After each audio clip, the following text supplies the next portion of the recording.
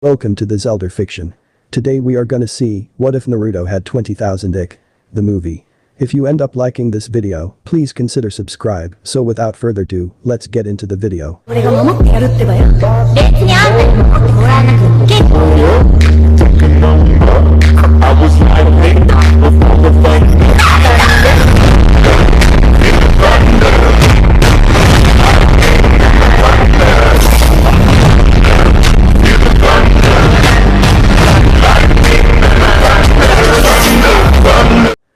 stared, worriedly, at Naruto.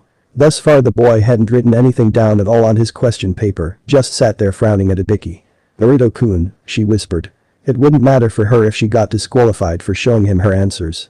Someone as weak as her couldn't pass, but if she could help someone else pass then that would be a triumph of sorts. But if she cheated she would be hurting Kiba-kun and Shino-kun's chances. The blonde boy drummed his fingers on the table for a moment and then nodded abruptly to himself, as if in decision. Much to the astonishment of everyone in the room he stood up, picked up his question paper, and then walked along the bench to where Kabuto was sitting, checking his completed test. Naruto plucked the paper out of the old genin's hands, passed him his own blank sheet, and ambled back to sit next to Hinata with Kabuto's answers in front of him. "What the hell do you think you're doing?" Ibiki asked, somewhat incredulously. Naruto gave him an innocent look. "Cheating," he replied, in a voice that conveyed an implicit duh. The pencil in one of the Chunin observer's hands snapped as he tried desperately not to break out laughing at the expression on his superior's face. "I think that costs me 2 points, didn't you say?" added Naruto. "Which means that unless Kabuto screwed up massively and only got 2 questions right, and I don't think that's too likely, I've got at least 1 point left." Ibiki sighed. "The general point of cheating is not to get caught, Dumbus." "Yeah, but if you don't disqualify everyone who cheats, just penalize them, then cheating's allowed in the rules. So I cheated once." Naruto shrugged. "And made sure that once was all I needed." "I guess that works," Ibiki conceded reluctantly. Banko shunshined into the tower at the center of the forest of death, appearing in a cloud of smoke that masked the leaves that she had intended to arrive with. "What the hell?" she snapped, instantly aware that there were unknowns behind her, and lunged forwards, rolling to bring them into view as she came back to her feet, a kunai ready in one hand.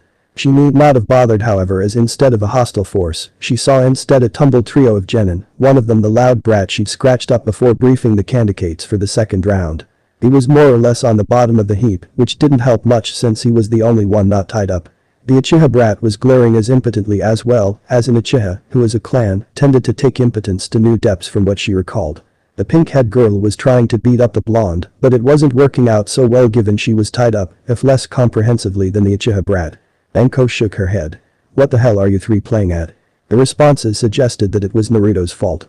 Not exactly a surprise, but getting to the tower this soon after the start of the exam had to be some kind of record. Then Naruto managed to work one hand out of the tangle and display 2 scrolls. Anko blinked. Getting to the tower with 2 scrolls, technically completing the mission in, what, not quite an hour. That really was a record-breaking performance. "Okay," she said. "Well, you're here and you have the scrolls. That's good. You're in the time limit. You have your whole team. And the scrolls are sealed. That's not our fault." Sakura protested as Naruto released her. She promptly smacked the boy and went to help Sasuke, who had mostly managed to get himself loose. The special Jounin shook her head. "Actually, I can't think of a reason to disqualify you. He completed the mission, after all, even if he did it by tying his teammates up and carrying them." "Who did you take the scroll off?" "No one," Naruto confessed. "I sneaked into the back of the stall and replaced a couple of the scrolls with fakes while the spares were being packed away.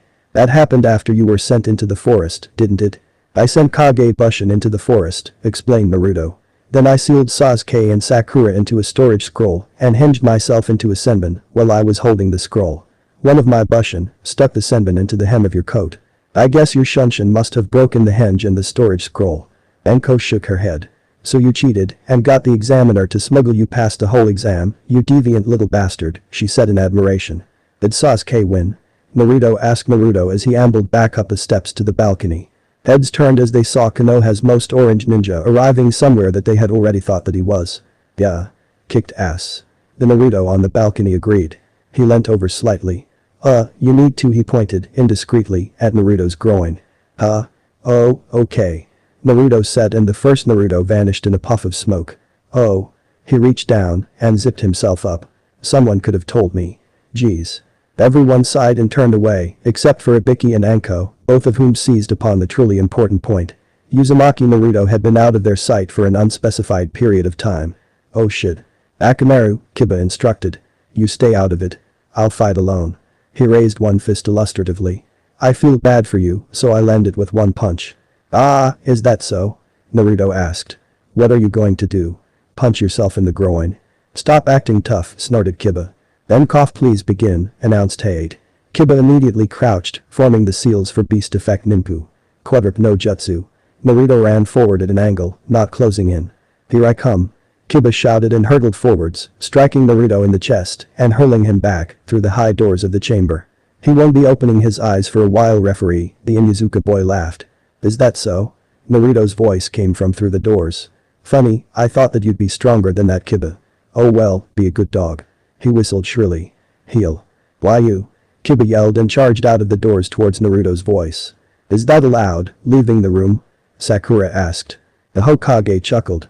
I suppose that it is. Hey, did say no rules, after all. There was a crashing sound from through the door and the strong smell of bleach and other cleaning fluids wafted through, along with Kiba cursing. I suppose that I shall have to insist that Naruto clean up after himself though. A moment later, Naruto trotted back into the room, towing a hog-teed, helmet and brightly painted Kiba behind him on a length of rope. Really Kiba, you should be better at spotting traps than that. Victory to Uzumaki Naruto, declared Hayate, stepping aside to stay upwind of Kiba. How did he set traps for Kiba in that length of time? Kurenai wondered out loud. Then she blinked. Wait, he went to the toilet during a Sasuke's match. He did it then, that's rather ingenious, Anko told her. After all, in a real fight, wouldn't you want to lure an opponent into an area you've booby-trapped? Orochimaru blinked as he saw the level of security arrayed around the stadium. It looked as if the entirety of Konoha's Anbu were there in full war gear, watching not only the approaches, but the entire audience. Teams of Chunin and even Jounin were examining everyone as they entered. This is quite an impressive display, he said politely to the Hokage as they walked together towards the elevated box, where they would be sitting. Putting on a show for the potential clients. The Sandaime Hokage shook his head. That is a useful side benefit, he said. This is more on the nature of ensuring that no one tampers with the outcome of the matches. You aren't suggesting that someone would try to embarrass their nation by cheating in front of all these witnesses, the supposed Kazekage said with clearly feigned innocence. One of the genin has demonstrated a creative, if not technically illegal, perspective on the rules, the Hokage explained. It's certainly a good sign that he's ready to be promoted, but not the sort of thing to share with outsiders. However, with all these guards, I'm sure that nothing will go wrong. If anyone so much as tries to form a genjutsu, my Anbu will be onto them in an instant. And as for sneaking in under a henge, no, nothing like that will be permitted. How reassuring, Orochimaru said, although the words tasted like ashes in his mouth as he started making covert abort signals to Kabuto and his other minions. Neji backed up as Naruto used his summoning. The younger boy had considerable chakra, so it was possible that he might summon something large enough to pose a minor threat to the Hyuga. Granted, he was destined to fall before Niji's greatness, but arrogance might allow him to wear the prodigy down before his next match against Uchiha Sasuke. The smoke dissipated to reveal a toad, fortunately one small enough that Naruto could lift it easily on one hand, which was exactly what he did. You're pathetic, Niji snorted. You actually think that you can defeat me? Shut up, Naruto said absently. Adults are talking. Hey, Gamakichi, tell your bro to do that thing we talked about, okay? And I'll get candy, right? The toad insisted in a high-pitched voice. Here's some now, Naruto told him, handing over a small bag to the toad who vanished in a puff of smoke with a shrill, bye. Niji rolled his eyes. Shall we proceed with your inevitable defeat now? Actually, I'm gonna win, Naruto said smugly. And how do you think that you're going to do that, sneered the Hyuga. I'm going to trick you. Give it up. It is your fate to be defeated. Your simple tricks won't def, he said before he vanished in a puff of ninja smoke. Naruto smirked. Diversion. He caroled. Hey Mr. Examiner, how about you declare me the winner now? What did you do to him? Genma asked. Vaporizing him is a little much, you know. Naruto grinned foxily. It's legal to use a summons, right? Yes, that was fine. But how? One of my summons used a summoning scroll for Niji. They're under orders not to bring him back until I'm declared the winner. How did you make a summoning scroll for your opponent? Examiner-san, a good shinobi never reveals his secrets, Naruto said. You win, Genma admitted. Uzumaki Naruto, Gaara said flatly. I will kill you. No, you fool, surrender immediately, hissed a voice inside his head, causing the Sand Genin to blink in surprise. That didn't sound like mother. Who are you? He mumbled out loud, eliciting a puzzled look from Genma. Who are you talking to? Replied the more familiar voice in his head. Crush the orange fool to prove your existence. I am the great demon QB. The first voice shouted desperately. I order you to cease this before the boy destroys everything.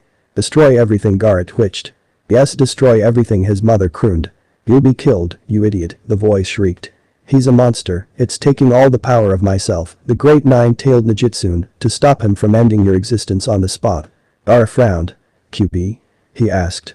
Shukaku hesitated. QB? Yes, you imbecile. The voice shouted. I've spent the last decade trying to keep him from waking up, and your petty efforts are just making it harder. Do you want him to erase you from the universe? The Ichibi vessel began to shake. Kill him before he destroys me, he mumbled, sand rising around him towards Naruto. For God's sake. Screamed the voice, don't you understand? I sacrificed my life to enter Konoha and bind him away, haven't you heard how I was vanquished by their Hokage?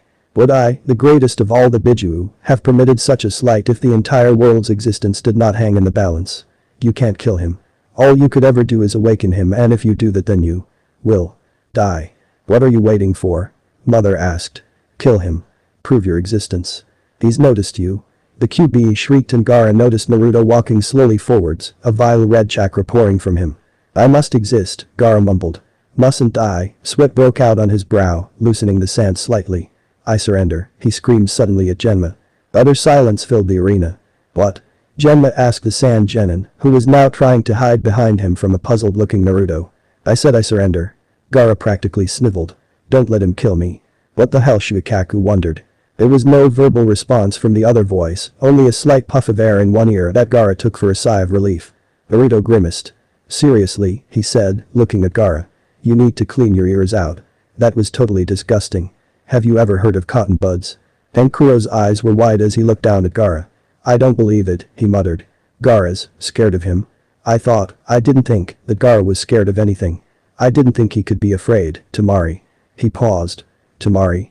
His sister was still standing very still, watching the arena floor, completely ignoring the disgruntled crowd watching Gaara leave and Genma beckoning for her to come down. Temari. Kankuro touched her shoulder, and the Kunoichi turned to reveal that her face was shockingly pale and her eyes large and desperate. I have to fight him? She asked in a childish voice. Someone that Gaara is scared of. Kankuro looked around for help and saw no one was present to witness what he was about to do. Crack. What the hell? Temari snapped, touching her face where her brother had backhanded her. Snap out of it, sis, Kankuro hissed. We're looking like a bunch of pansies. I quit because of a plan that got trashed, Gaara just quit. You're the only chance Suna has of salvaging our reputation here. Just go down there and play things defensively. Hold out a respectable time and then surrender. No one expects you to win against a monster that can make our monster back down. Temari stared at him and then nodded respectfully. Then she frowned. Kankuro, I don't think a monster can be afraid. If Gaara. There's no time for this, Kankuro growled. Go. Hi, Kazekage-sama, she said sarcastically, and hopped off the balcony, landing easily on the ground below. Genma chewed on his senbon. What kept you? I was in the shower, Temari shot back, focusing on the examiner and not the enigma that she was going to have to fight. Right, whatever. Okay. Fight now. Genma said, throwing up his hands and backing up to what he hoped would be a safe distance. Uzumaki's tactics might be unusual, but they also tended to be quite precise. The Suna Kunoichi was another matter. Temari raised her fan as menacingly as she could, while also preparing to dodge like her life depended on it. Naruto watched her and then smirked. You don't really look like you want to fight, he told her.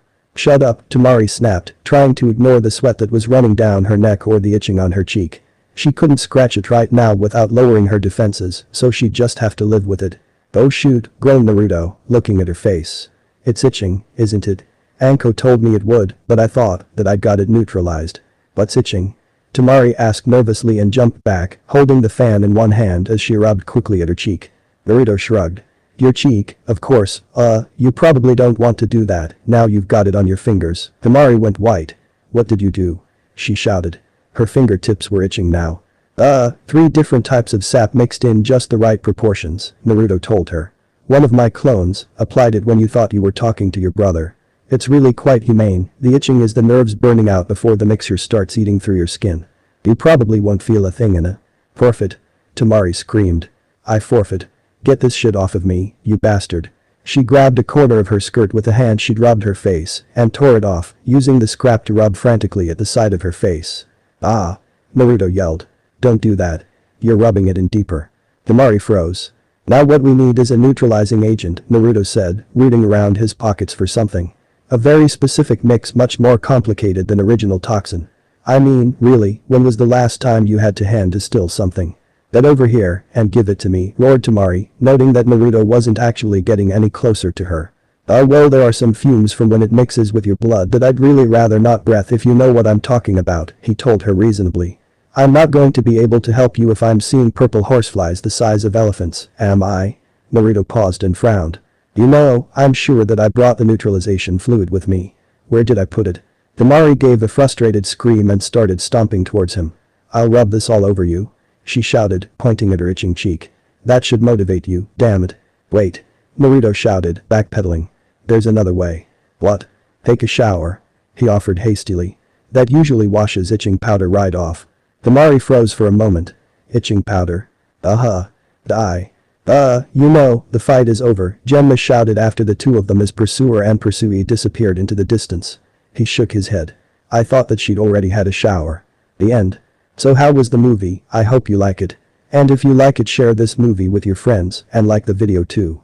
And don't forget to subscribe our channel for daily awesome fanfiction. Okay, it's time for me to go.